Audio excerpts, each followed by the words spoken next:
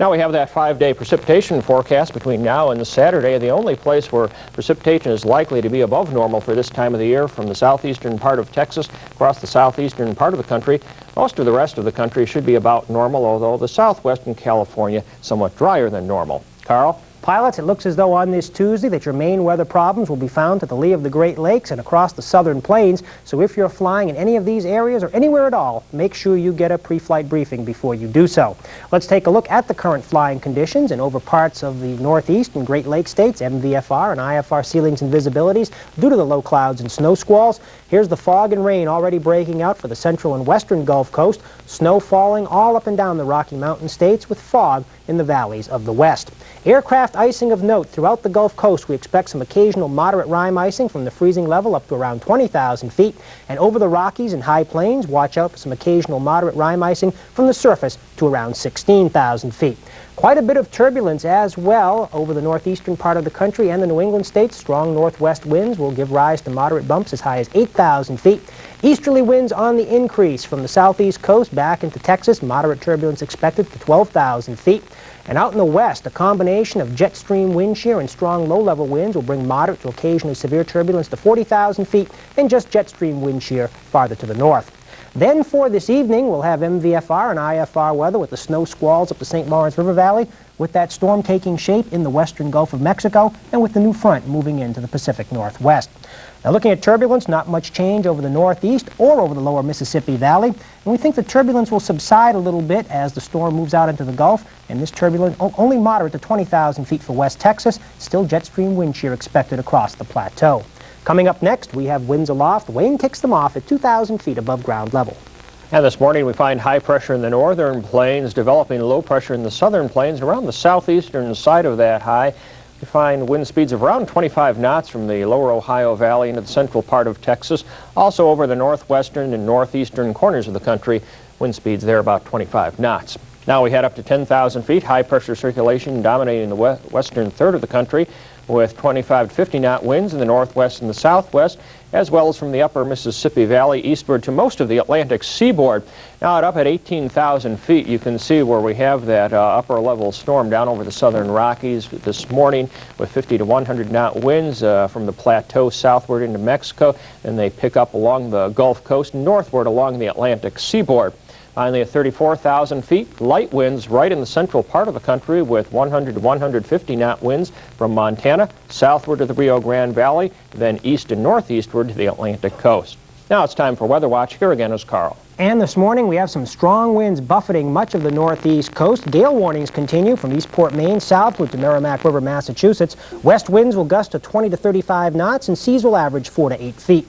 Small craft advisories extend from Merrimack River southward to the Little River Inlet. These advisories include, except for the northern Chesapeake Bay, all major bays, harbors, and sounds. Winds will range from northwest 20 to 30 knots over northern waters to northeast 15 to 25 knots for the Carolina coast. As we mentioned, parts of Texas are in store for some winter weather. Winter storm watches have been issued for the southern half of Texas, except for the extreme west and extreme south. These watches will start this afternoon and last through Tuesday night. Rain is expected to change to sleet or snow by afternoon. Most of North and West Texas are under lake wind advisories for Tuesday. For the Rockies of New Mexico and Colorado and the plains of southeastern Colorado, travelers' advisories have been issued for Tuesday for a combination of snow and slippery roads. Moving out to California, dense fog has formed once again overnight through the San Joaquin Valley with morning travelers' advisories issued. Out to the west coast, small craft advisories are flying over coastal waters from Cape Flattery, Washington, down to Point Conception, California.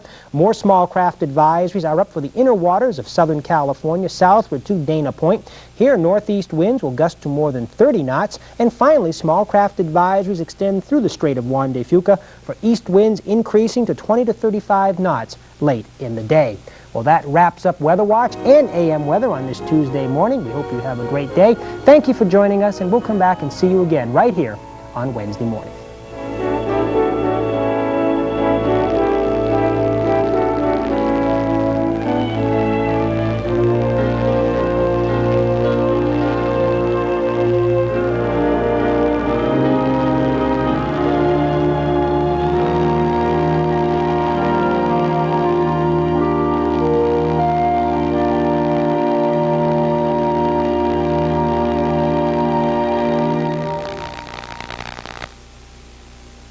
AM weather is made possible by grants from the Federal Aviation Administration. Extended forecast.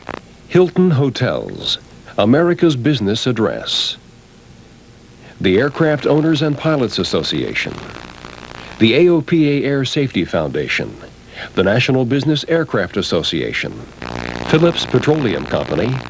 And Showalter Flying Service, Orlando.